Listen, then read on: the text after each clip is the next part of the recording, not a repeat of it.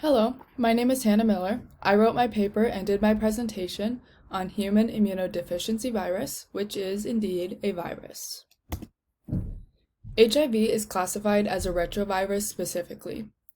Retroviruses are unique due to their multitude of enzymes that they possess.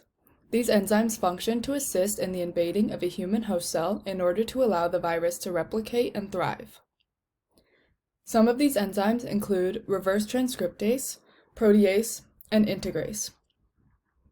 Reverse transcriptase is an incredibly important enzyme as it is what allows the virus to transcribe its viral RNA into DNA. This process allows the viral genome to become incorporated into the human DNA genome, and therefore leads to replication and formation of multiple viral copies. Other classic characteristics of human immunodeficiency virus is the fact that it is enveloped and consists of single-stranded RNA.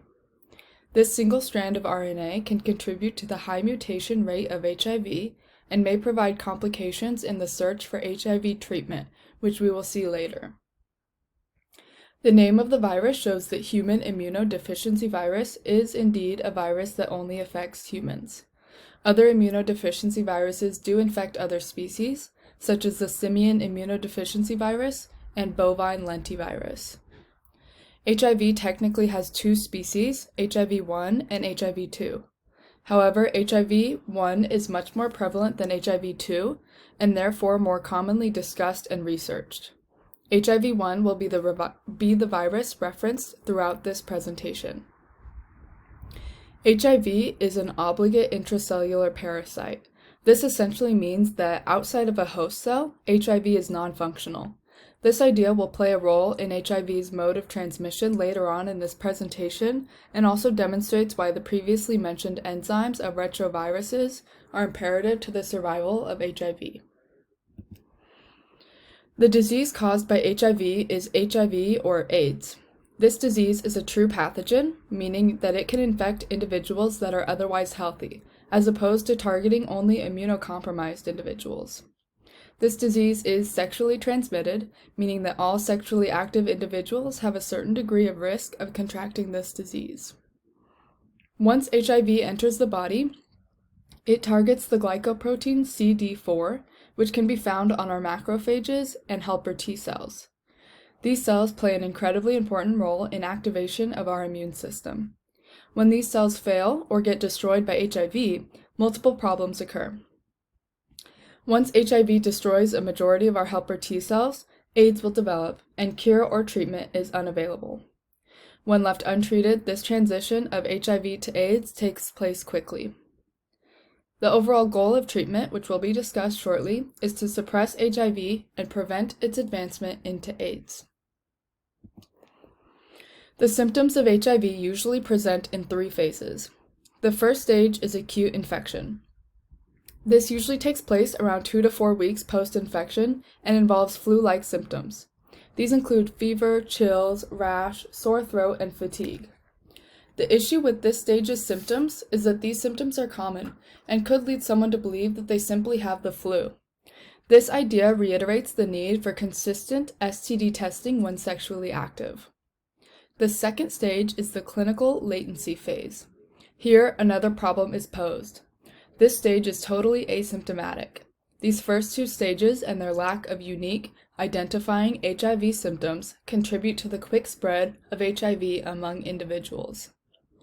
While HIV is not showing any symptoms in the clinical latency phase, it is rapidly dividing and easily transmissible between sexually active individuals. The final stage of HIV is the AIDS stage.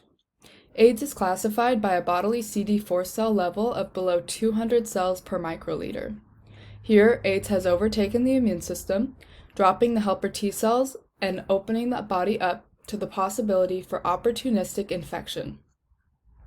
Symptoms seen here include weight loss, fever, fatigue, and any other symptoms of opportunistic infections that could emerge here.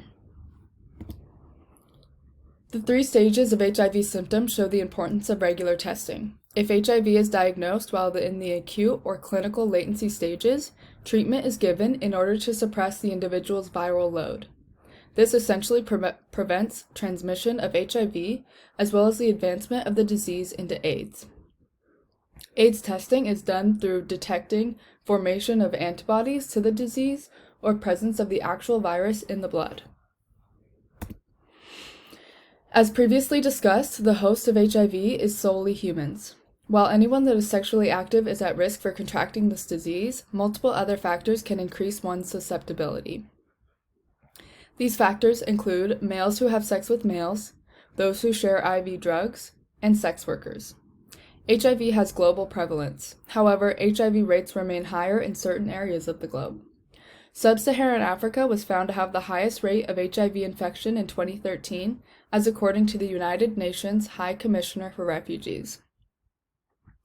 Other HIV trends include the fact that impoverished urban areas were found to have higher HIV rates reported when compared to rural areas. This was demonstrated in research completed by the CDC. A final trend regarding HIV prevalence is shown in relationship to socioeconomic status. HIV prevalence is found to be inversely related to socioeconomic status, as higher HIV rates are found among individuals with lower socioeconomic status. A multitude of factors could contribute to this fact, including lack of sex education, access to healthcare, etc. These graphs demonstrate the secular trends of HIV. The left graph shows HIV prevalence globally, while the graph on the right demonstrates HIV prevalence in the United States specifically. Both graphs show a rise in the number of people living with HIV, demonstrating that HIV prevalence continues to increase around the world, and reiterating the need for increased testing and education on the topic. This information was provided by ourworldindata.org. AIDS is transmitted sexually. Due to the fact that the virus is an obligate intracellular virus, meaning it needs host machinery in order to replicate, it is highly unlikely that HIV could be contracted from the environment. Therefore, sexual intercourse poses the largest risk. Certain sexual acts are more risky than others, however. The three most common routes of transmission are anal sex, vaginal sex, and oral sex. The mode of transmission makes HIV prevention very possible. Multiple preventative measures can be taken. These include safe sex, condom use, regular STD testing, and abstinence. For those individuals at particularly high risk for HIV, including those who are sexually active with an HIV-infected individual, pre-exposure treatment is available, also known as pre-exposure prophylaxis. This medication is taken daily and has promising odds. The U.S. Department of Health and Human Services found that PrEP can lower HIV contraction risk by 90%. Post-exposure prophylaxis is also available for those who believe that they were exposed to HIV within the last 3 days. This medication may stop HIV infection if taken early enough. The most successful treatment for HIV is combination antiretroviral therapy. The goal of this treatment is simply to suppress HIV in order to prevent transmission and stop development of AIDS. AIDS has a case fatality rate of 100%, according to the World Health Organization. This high rate demonstrates the need for early and consistent treatment. Antiretroviral therapy often involves inhibition of the HIV enzymes that give it power in the host cell. Multiple antiretroviral drugs exist, and each has its own mechanism of action. Some actions include blocking of reverse transcriptase, blocking HIV integration into our genome, preventing formation of HIV proteins, or blocking HIV's entrance into the host cell. While these drugs can be quite effective alone, combination therapy is often suggested due to the high mutation rate. As mentioned earlier, HIV is a single-stranded RNA virus, giving it great susceptibility to mutation. This mutation could allow resistance to a retroviral drug category and prevent proper treatment. Therefore, combination and diverse therapy is necessary. This graph on the right demonstrates how many individuals received HIV treatment in 2016, as according to the U.S. Department of Health and Human Services. The green bar demonstrates that only 64% of people living with HIV are receiving treatment. More widespread treatment is necessary in order to keep HIV diagnoses and AIDS deaths low. Overall, continued research, education, and healthcare will be the keys to preventing HIV/AIDS spread. Inclusive education is imperative due to the high rates of HIV among men who have sex with men. Treatment and testing should be made more available on a global scale, as well as in order to reduce HIV transmission and continue the fight against AIDS. Thank you.